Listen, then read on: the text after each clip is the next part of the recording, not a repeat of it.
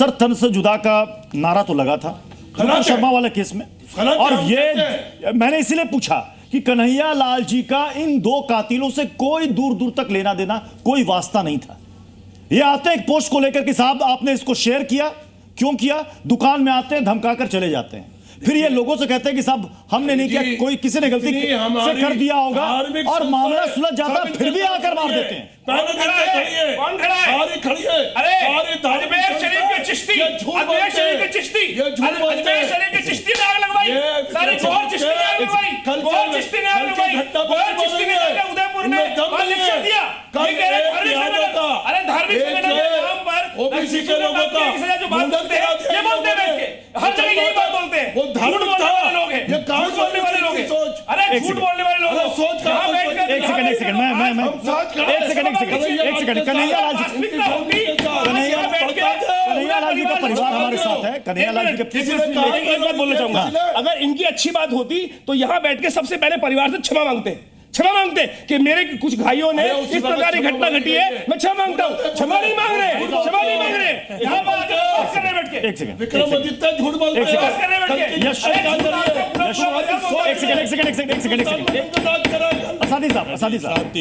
शांति। मैं जरा सा इसके टेक्निकल पॉइंट पे भी बात करता हूं, क्योंकि परिवार कह रहे हैं 3 साल हो गए, मतलब और कितने 28 जून का इंतजार करना पड़ेगा इस परिवार को?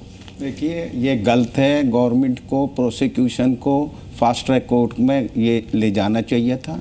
कई मामले ऐसे हैं कि जो 2 महीने में भी मर्डर केस में जो कन्विक्शन हो गई। सर एनआईए कोर्ट में चल रहा है केस, किसी में भी हो उसमें भी गवर्नमेंट डायरेक्शन दे सकती है एनआईए में भी कि फास्ट स्पीड से इसको डिस्पोजल करा जाए। और ऐसे मुकदमे जहां 2 धर्मों के बारे में जैसे आज भी यहाँ बात ऐसे हो रही है, तो ये मुकदमे जहाँ रिलीजियस लाइन पर पब्लिक में एक ऐसा मैसेज आ रहा हो, तो उसको तो जल्दी करना ही चाहिए, ताकि जितनी जल्दी फैसला हो जाता है तो उस पर लगाम लग जाती है। अमन गिरी जी, आपने सुना भी यश को, ये कह रहे हैं कि मुझे नहीं लगता हालात देख करके कि ऐसी घटनाएं कभी रुकेंगी। अत्यंत दुख की बात है। मैं अपनी संवेदनाएं जितनी भी प्रकट करूं वो कम है। इस माँ के चरणों में, उस भाई के चरणों में ये संवेदनाएं कम है। आग लगी हुई है इस देश में। नेहा आप कहें, कन्हैया कहें, आप प्रतीक कहें, आप अमन कहें, आज के समय में हर दिन ऐसा कोई घटना नहीं जाती जिस दिन हिंदू ना मरे। हिंदू का देखिए, मेरी बात सुनिए आजादी साहब, आप अपनी बात की गरिमा रखिए। आपने जब बोला तो आप मेरी बात पूरी होने दीजिए। आपने जब बोला धर्म बोलकर मारा उसे, धर्म बोलकर मारा कन्हैया को, धर्म बोलकर मारा मारा था, धर्म बोलकर नारा लगाया गया। पहलू खान को मारा था, किसको मारा था? सिर को जिंदा बोलों के अंदर जला दिया। हत्या करेंगे, जलाएंगे,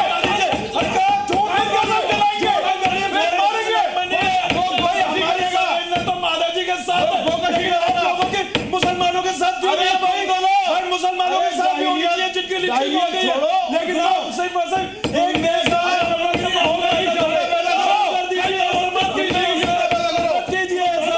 मोदी जी ये कानून लाए हैं मॉब लिंचिंग पे, ममता बनर्जी उसके खिलाफ में रिट डाल रही है। मोदी जी वापस इस कानून के ऊपर ध्यान करें। देखो अभी राजनीति की बात है, अभी धर्म की बात है। लेकिन अमन गिरी जी, अगर आप कहते हैं कि हिंदुओं की जान जा रही, तो क्या फिर आप पहलू खान, अकबर खान, इन सबको भूल जाएंगे क्या? किसी भी वो नामा भूल जाएंगे क्या? मैं कभी भी किसी निर्दोष की हत्या पे ताली नहीं बजाई। जान तो जान है, इसका हिंदू और मुसलमान से क्या तो जीव है। मैंने कभी भी मना नहीं करा। इंसानियत का तो कत्ल करेगा। लेट मी कंप्लीट बस। सर मेरे को कंप्लीट कर लेने दीजिए। मैंने इंटरप्ट ही नहीं करा किसी में। आपका क्वेश्चन था, मैं समझ गया। आप किस डायरेक्शन में चीज को लेकर जा रहे हैं, मैं उस चीज की रिस्पेक्ट भी करता हूं। I will answer that sir. हाँ ठीक, मैं question I will answer that. ठीक है। आपने कहा कि अगर काऊ हत्या करोगे तो ऐसा हो गई, तो फिर आप इनके केस को जस्टिफाई कर रहे हो कि प्रॉफिट मोहम्मद की वो क्या कहते हैं इंसल्ट करोगे। तो क्या कन्हैया लाल जी ने करा था प्रॉफिट मोहम्मद की? आप कहें कि आप भी अपने शब्दों पे देखिए, आप क्या जस्टिफाई कर रहे हैं? इनके पिता का, यश के पिता का उस केस से कोई दूर दूर तक लेना देना नहीं था। उन कातिलों से भी दूर दूर तक कोई लेना देना नहीं था, फिर भी गर्दन उतार दी। देखिए इनका सीधा सीधा टारगेट है खौफ पैदा, खौफ। इनका सीधा सीधा एक टारगेट है खौफ चाहते हैं और उसके लिए प्लेटफॉर्म देते हैं। मैं आपको एक बात हम सबके सब चिल्लाएंगे, कोई विषय नहीं हो पाएगा। एक मिनट महाराज, एक मिनट, एक तत्व बचत करूंगा। गौर, यहाँ पर गौहर चिश्ती का केस चल रहा था, बेल के लिए अप्लाई किया था उन्होंने, और पता है बेल के लिए क्या उन्होंने पुलिस यूज करी?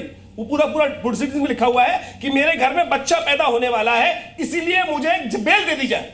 मुझे सोचे, जो लोगों को प्रोवोक कर रहे हैं, गर्दन काट दो। रसूल पाक जो किस प्रकार से जो शब्द का उच्चारण कर रहे हैं, उसको लोग वहां पर कोर्ट में जाके दलील उपस्थित करते हैं। अरे आपके चिश्ती, गौर चिश्ती ने कहा, गौर चिश्ती जाकर ये कोर्ट में दलील देते हैं, और यहाँ बैठ के मौलाना लोग वही सिखा रहे। हर मदरसे में यही सिखाया जा रहा है कि जहां भी दिखाई दे, काफिर दिखाई दे, जहां भी मुश्किल दिखाई दे, गर्दन काट दो, गर्दन काट दो, गर्दन काट दो, बिल्कुल गर्दन काट दो। हर जगह एक ही बात सिखाई जा रही है, एक ही बात सिखाई जा रही है, एक ही बात सिखाई जा रही है हर जगह। जब तक इनका खुद विरोध नहीं होगा, तब तक ये सुधरेंगे नहीं। मुझे बताइए मौलाना साहब, अच्छा मौलाना साहब एक बताइए, आपने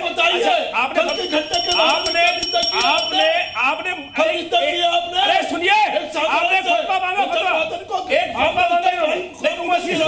एक बात आनी चाहिए, क्या आपने एक फतवा मांगा कि लोगों पर इस प्रकार की बात नहीं करनी चाहिए? अरे यहाँ का केवल बोले जा रहे हो, सुन भी रहे कि आपको शांत है कि नहीं, गुंसा संवेदना है कि नहीं? क्या संवेदना है? क्या संवेदना है? जाके माफी मांगो,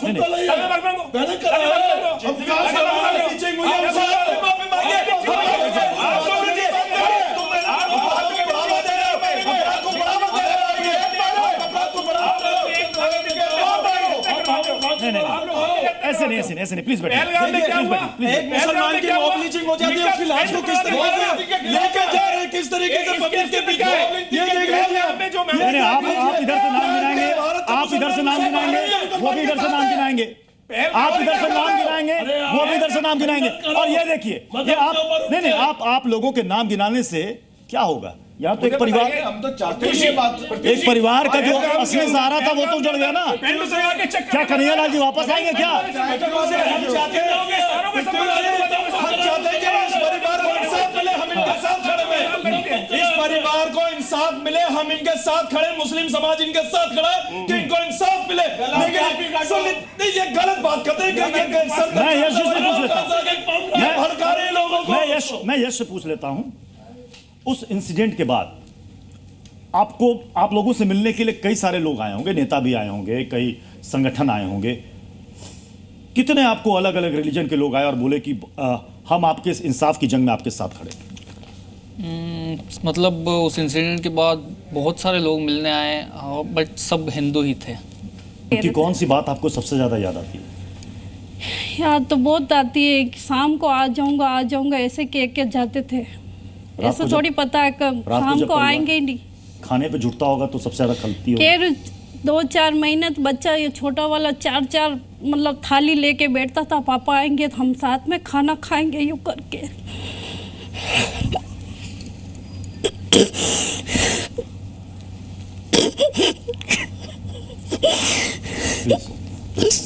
पानी दे दीजिए प्लीज, अगर पानी हो तो प्लीज पानी दे दीजिए।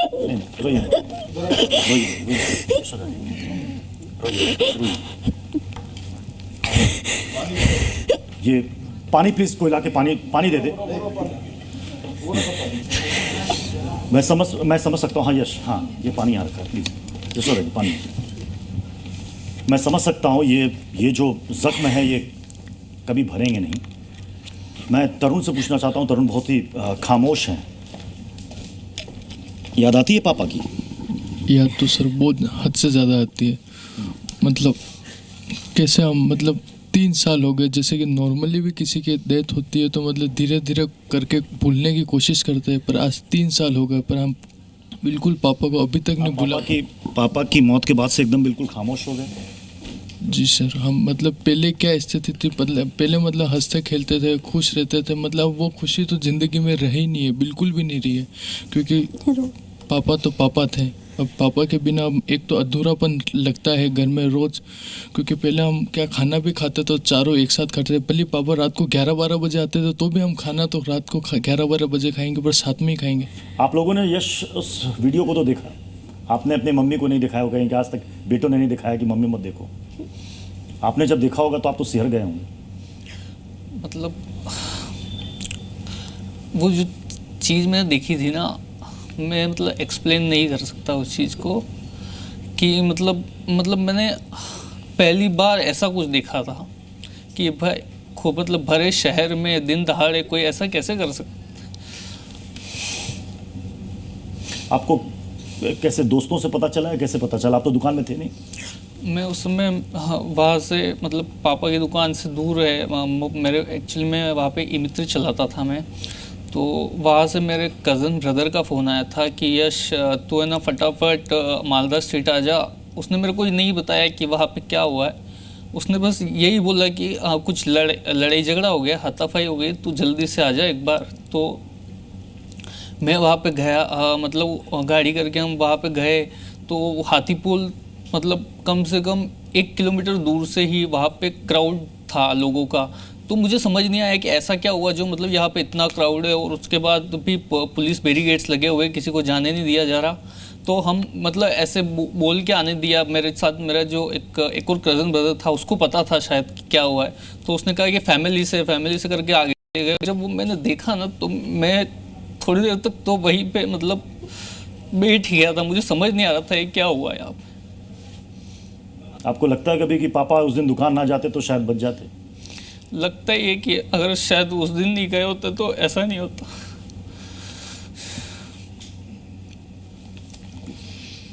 मना करते तो भी बात किसी की मानते ही नहीं थे। हिम्मत रखिए, पानी प्लीज, पानी दीजिए। कि इस परिवार को जो इंसाफ की इनकी आस है, जो मांग है, वो जल्द से जल्द पूरी हो, कातिलों को फांसी की सजा मिले। नाजिम भाई। जी देखिए, मुझे बड़ा दुख हुआ कि इनके साथ है। देखिए इन फैमिली के साथ खड़ा हूँ, इनको घबराने की जरूरत नहीं है, मैं इनके साथ खड़ा हूँ बिल्कुल ना। ये नाटक नहीं है, सुन लीजिए, इनका दर्द मेरा भी दर्द है, मैं इनके साथ खड़ा हुआ हूँ। मेरा मुस्लिम समाज इनके साथ खड़ा, अगर मुसलमान इनके साथ खड़ा हुआ तो आपको दिक्कत मत कीजिए भैया, आपको घबराने की जरूरत नहीं है माता जी, आपको घबराने की जरूरत नहीं है ना, आपको घबराने की जरूरत नहीं है। हम मुस्लिम समाज इनके साथ खड़ा हुआ, इनको इंसाफ दिलवाने के लिए हम हर संभव प्रयास करेंगे। पूरा देश, हर समाज, हर वर्ग के लोग इनके साथ खड़े हैं, हर वर्ग के लोग इनके साथ खड़े हैं। ये इंसान नहीं है, ये कह रहे हैवान, साथी जी नहीं कह रहे हैवान है, ये हैवान है, सपोर्ट करते हैं। ये हम सरतंत्र